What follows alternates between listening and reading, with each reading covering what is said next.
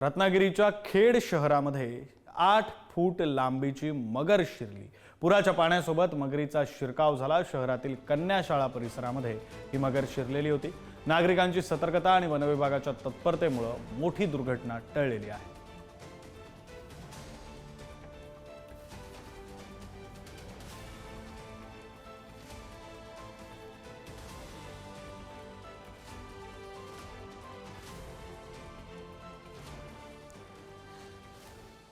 जीव धोक्यात घालून नागरिक भीमा नदीकाठी मासे गोळा करतायत। पाण्याच्या वाढत्या प्रवाहामुळे नागरिकांच्या जीवाला धोका आहे।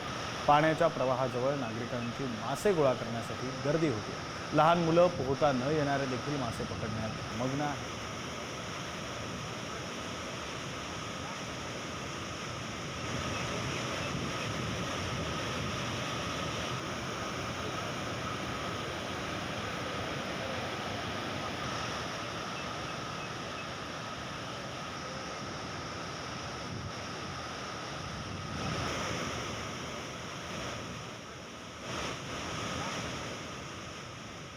सातारा शहराला जीवनदायिनी ठरणारं कास धरण अखेर ओव्हरफ्लो झालंय।